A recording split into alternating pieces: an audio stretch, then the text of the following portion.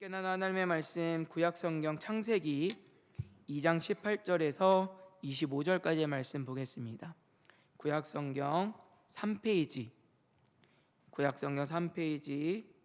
있는 창세기 2장 18절에서 25절까지의 말씀, 우리 한 절씩 교독하여 읽으시고 마지막 절 합독하여 읽도록 하겠습니다. 읽겠습니다. 여호와 하나님이 이르시되 사람이 혼자 사는 것이 좋지 아니하니 내가 그를 위하여 돕는 배필을 지으리라 하시니라. 여호와 하나님이 흙으로 각종 들 짐승과 공중의 각종 새를 지으시고 아담이 무엇이라고 부르나 보시려고 그것들을 그에게로 이끌어 가시니 아담이 각 생물을 부르는 것이 곧 그 이름이 되었더라.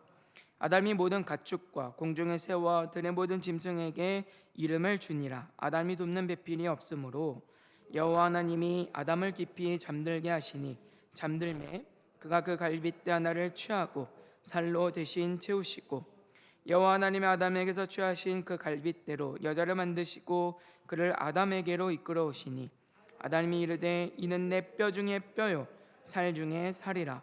이것을 남자에게서 취하신즉 여자라 부르리라 하니라. 이러므로 남자가 부모를 떠나 그의 아내와 합하여 둘이 한 몸을 이룰지로다. 아담과 그의 아내 두 사람이 벌거 벗었으나 부끄러워하지 아니하니라. 아멘. 이 시간에 본문 말씀을 중심으로 신비한 연합이라는 제목으로 함께 은혜를 나누겠습니다. 오늘 본문 말씀은 하나님께서 첫사람 아담에게 돕는 배필을 주실 것을 말씀하는 내용을 기록하고 있습니다. 하나님은 이렇게 한 남자와 한 여자가 가정을 이루게 하셨고 또 이 땅에서 생육하고 번성하라 이 말씀하신 이 약속을 이루는 아주 중요한 방편으로 우리에게 이 가정과 결혼이라고 하는 내용들을 주셨어요. 근데 여기에는 더 특별한 목적과 의도가 있다라고 하는 것을 우리는 생각해야 합니다. 하나님과의 신비한 연합, 하나님과의 친밀한 관계를 하나님은 남자와 여자, 결혼과 가정이라고 하는 이 실물교훈을 통하여서 우리에게 가르쳐주고자 하신 거예요. 먼저 하나님께서 왜 아담에게 돕는 배필을 주려고 하셨는지를 생각해 보아야 합니다. 본문에서 하나님께서는 혼자 사는 것이 좋지 않다라고 우리에게 말씀하세요. 이 말씀은 아담이 무엇인가 결핍되었거나 또는 부족하기 때문에 그에게 돕는 배필이 필요하다, 그런 의미는 아닙니다. 하나님의 창조는 가장 완전한 창조예요. 하나님의 가장 완벽한 계획과 뜻을 따라서 무엇 하나 부족함 없이 창조가 되었습니다.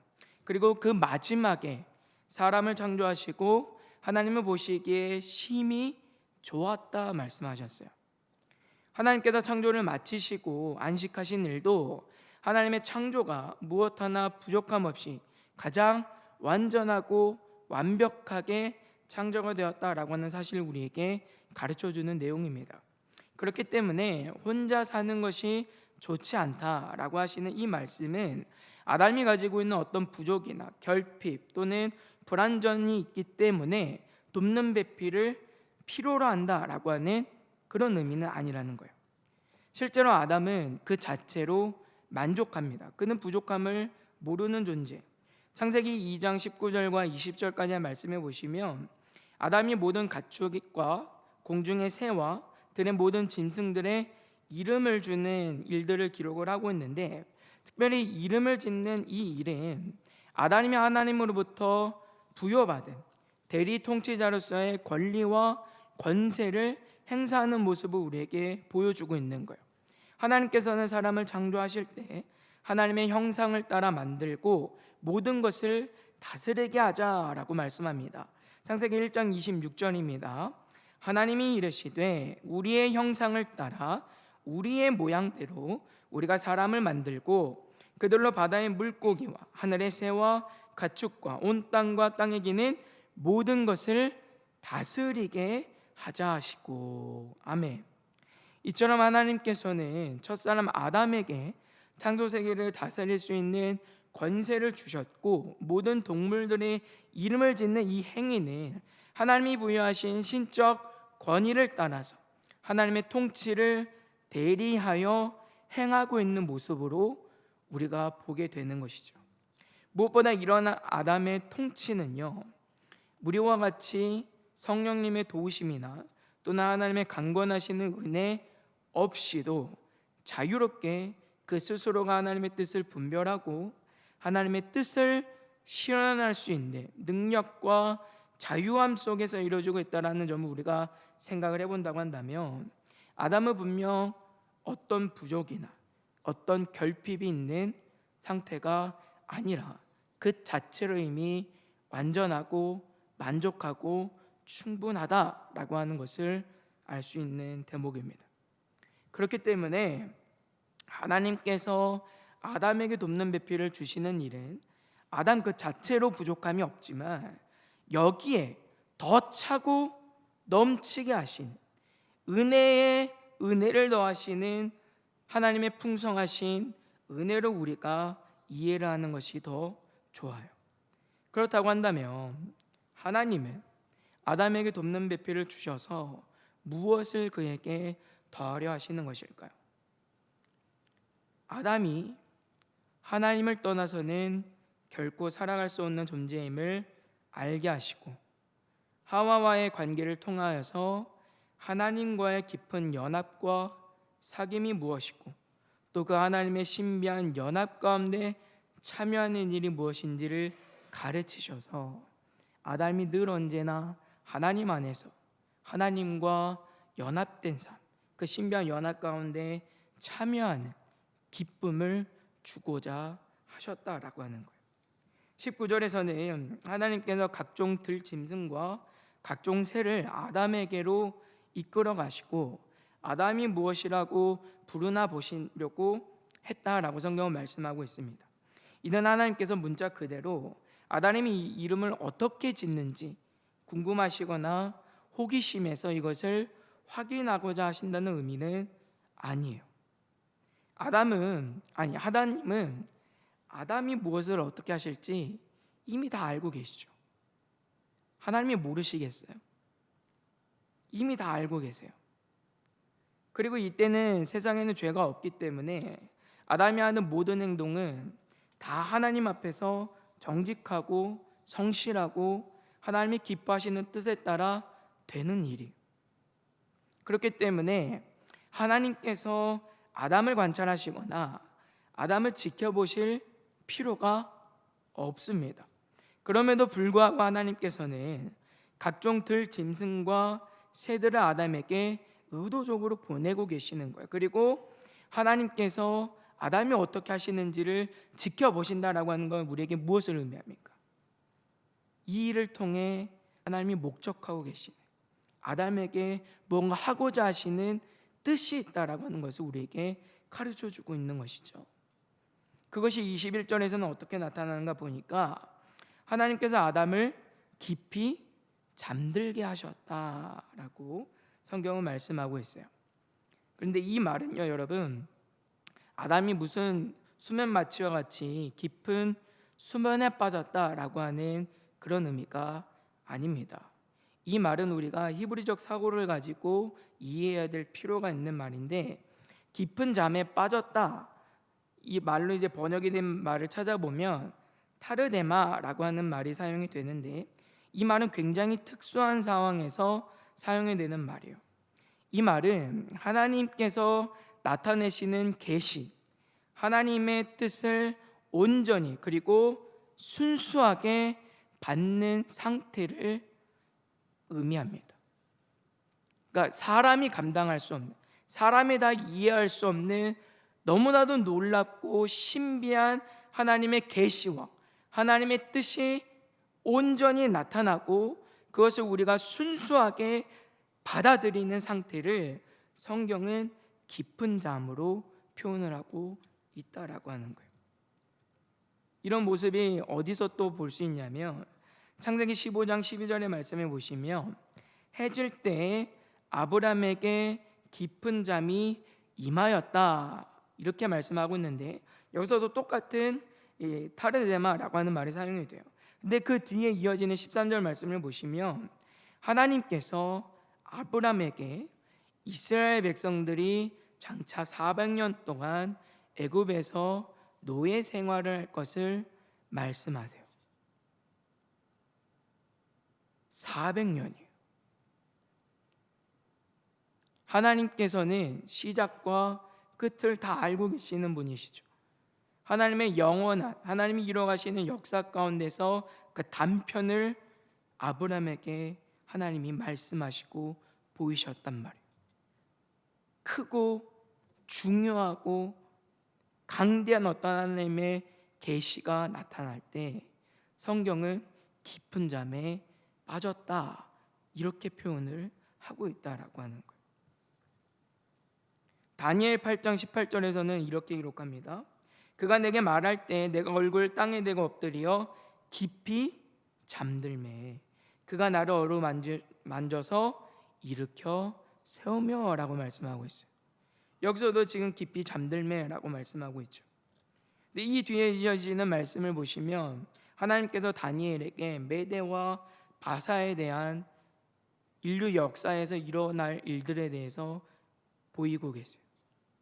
이는 비단 인류 역사에만이 아니라 종말론적 관점에서 우리가 본다면 하나님이 이루어가실 역사를 다니엘에게 나타내 보이셨다라고 하는 거예요. 이처럼 성경은 하나님의 위대하고 웅장한 그 계획 단편들을, 그 계시들을 순수하게 받아들이는 그 모습들을 깊은 잠에 빠졌다, 이런 식으로 나타내고 있다라고 하는 거예요. 이런 내용이 신약에서도 우리가 볼 수가 있는데 대표적으로 변화산 사건에서 우리가 이 모습을 볼 수 있어요. 히브리 성경을 헬라 성경으로 번역을 한 70인명 성경에서는 이 타르데마라고 하는 단어를 어떻게 번역을 하냐면 환상을 보다라고 하는 뜻을 가진 엑스타시스라고 하는 단어로 번역을 합니다. 근데 이 단어가 어디에 등장을 하는가 보면 누가복음 9장 32절에서 하나님, 우리 주님께서 변화산에서 그 영광을 나타내실 때 이렇게 표현이 되는 거예요. 베드로와 및 함께 있는 자들이 깊이 졸다가 온전히 깨어나 예수의 영광과 및 함께 선 두 사람을 보더니. 아멘. 여기서 깊이 졸다라고 표현된 단어가 엑시스타스라고 하는 단어가 사용이 되는 거예요. 근데 이 말은 결코 우리의 육신의 어떤 피곤함 때문에 졸았다, 잠들었다, 그런 의미가 아니라고요. 변화산에서 예수님이 무엇을 하십니까? 변화산 사건에서 우리 예수님을 최종적으로 우리가 바라보게 될, 본래 가지고 계셨던 신적인 하나님으로서의 영광을 다 드러내 보이셨단 말이에요. 그 뜻과 그 계시를 다 나타내셨는데 그 감당할 수 없는 하나님의 뜻과 하나님의 말씀과 그 계시 앞에서 성경은 뭐라 말씀하고 있는가 보니까 깊은 잠에 빠졌다, 이런 식으로 표현을 해주고 있다라고 하는 거예요. 도저히 항거할 수도 없고 도저히 반항할 수도 없고 우리의 의지나 우리의 감정이나 우리의 생각이나 우리의 경험이나 그 어떤 것으로도 아무것도 그 계시 앞에서 아무것도 할 수 없는, 그저 순수히 인정하지 않을 수 없는 그 하나님의 말씀과 계시들을 이렇게 지금 나타내주고 있다라고 하는 거예요. 그래서 오늘 말씀에서 하나님께서 아담을 깊게 잠들게 하셨다라고 하는 것도 그를 수술하기 위해서 최면 마취를 하셨다, 이게 아니라 이 일을 통해 아담에게 하나님이 목적하시고 나타내고자 하신 크고 은밀한 비밀이 있다는 것을 성경 우리에게 가르쳐주고 있다라고 하는 거예요. 그것이 무엇입니까? 아담의 존재를 확인시키시는 것, 하나님과의 왜 사귐과 하나님과의 관계를 떠나서 살아갈 수 없는지를 아담에게 가르치신다라고 하는 것이죠. 하나님이 없이는 자신은 아무것도 아닌 존재임을 보게 하십니다. 아담이 이름을 짓고 나서 무엇을 알게 됐는가 보니까 본문 20절은 우리에게 이렇게 말씀해요. 아담이 모든 가축과 공중의 새와 들의 모든 짐승에게 이름을 주니라. 아담이 돕는 배필이 없으므로. 아멘. 아담이 이름을 짓고 나서 무엇을 알게 됩니까? 그게 돕는 배필이 없음을 알게 돼요. 세상에 존재하는 모든 것들, 모든 동물들 중에서 아담이 마음을 열고 교제할 만한 대상이 없다라고 하는 사실을 아담이 깨닫습니다. 오늘날에는 많은 사람들이 동물들을 반려동물이라고 하면서 하나의 귀한 인격체를 여기고 살아가죠. 우리 속담에 그런 말이 있잖아요. 개팔자가 상팔자다. 정말 딱 그 말처럼 그런 시대를 우리가 살아가고 있는 것 같아요. 보험도 들고요. 동물들, 반려동물을 위해서 보험도 들어요, 여러분. 병원 가야 된다고. 병원은 물론이고 여러 가지 갖가지 케어를 합니다. 미용부터 해서요. 심지어는 다이어트 식품, 영양식품도 나오고 동물이 죽었을 때는 장례도 치러요. 관짝에 1,000만 원씩 한대요. 동물들을 아끼고 사랑하고 귀하게 여기는 것은 분명 좋은 일이에요. 그렇지만 너무 지나쳐서는 안 됩니다. 성경은 아무리 동물들, 가축들이 귀하고 사람에게 친근하다 하더라도 그것은 인격적으로 대등하게 어떤 교제와 사귐을 이룰 만한 존재가 아니다라고 하는 것을 우리에게 말씀하고 있어요. 그렇기 때문에 동물들에게는 반려라는 표현을 사용해서는 안 되죠. 오늘 아담이 깨닫는 것이죠. 아담은 세상의 그 어떤 것도 자신의 마음을 나눌 만한 어떤 존재가 없다라고 하는 것을 비로소 알게 됩니다. 그리고 이런 마음은 결국 자신이 오직 마음을 나눌 수 있는, 교제하고 관계하고 사귐 가운데 살아갈 수 있는 유일한 존재는 하나님밖에 없다라고 하는 사실로 연결이 되는 거예요. 다시 말해 아담은 자신의 고독을 통해서 하나님을 결코 떠나서는 살아갈 수 없는 존재임을 알고 하나님과의 그 사귐, 하나님과의 그 관계 안에서 살아가지 않을 수 없음을 확인한다라고 하는 거예요. 오늘 이것이 하나님께서 아담이 혼자 있는 것이 좋지 않다 말씀하시면서 그에게 돕는 배필을 주고자 하시는 아주 중요한 이유입니다. 아담은 하나님의 창조 가운데 가장 으뜸으로 지어진 존재이고요, 무엇 하나 부족함이 없는 존재입니다. 그러나 하나님의 신적 권위를 따라서 세상을 다스리는 존재예요. 그러나 그런 아담도 결국은 하나님이 없으면 아무것도 아닌 인생이에요. 하나님을 절대적으로 필요로 하는 존재일 수밖에 없음을 오늘 하나님께서 그에게 가르쳐주고 계십니다.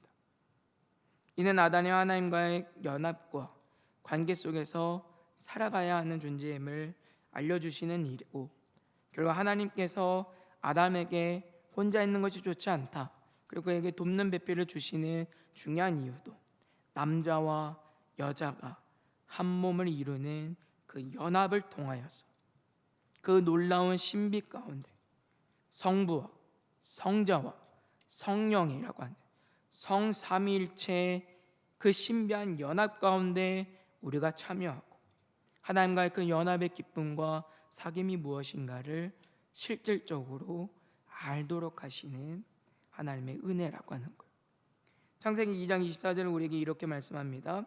이러므로 남자가 부모를 떠나 그의 아내와 합하여 둘이 한 몸을 이룰지니라. 하나님께서 아담에게 돕는 배필을 주신 결론이에요. 그것을 통해 가르치시는 것이 무엇입니까? 합하여 한 몸을 이루는 거예요. 연합과 사귐에 있어요. 이 연합과 사귐은 궁극적으로는 누구와의 사귐입니까? 하나님과의 연합과 사귐을 가르치는 거예요. 바울 사도는 그래서 이에 대해 이렇게 증거하죠. 에베소서 5장 31절과 32절까지입니다. 그러므로 사람이 부모를 떠나 그의 아내와 합하여 그 둘이 한 육체가 될지니 이 비밀이 크도다. 나는 그리스도와 교회에 대하여 말하노라. 아멘. 이 말씀을 바울 사도가 에베소 교회를 향해서 남편과 아내가 서로를 사랑하고 존중하고 죽게 하듯 해야 한다라고 하는 권면관을 주는 말씀이에요.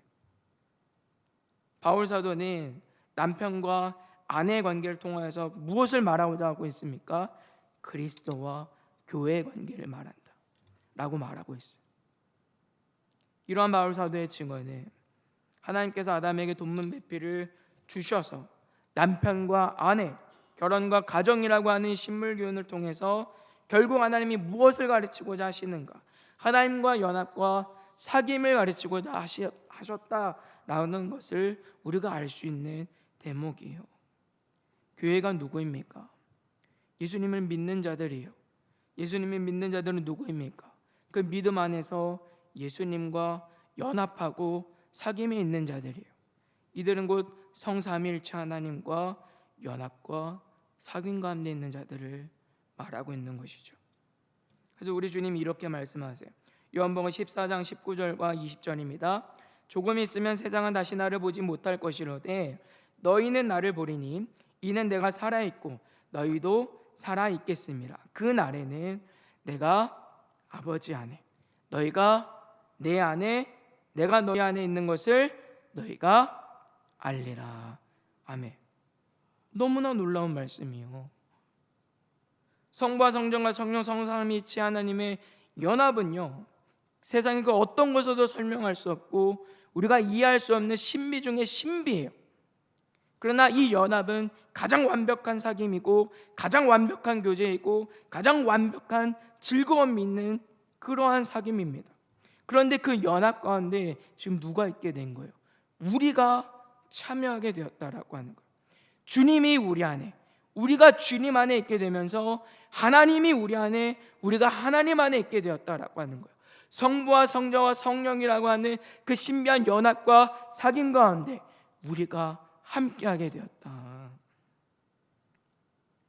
그렇기 때문에 우리는 하나님을 떠나선 살 수 없고 우리는 이 하나님의 연합과 사귐 가운데 늘 살아가는 자들이 되어야 함을 오늘 성경은 말씀하고 있습니다.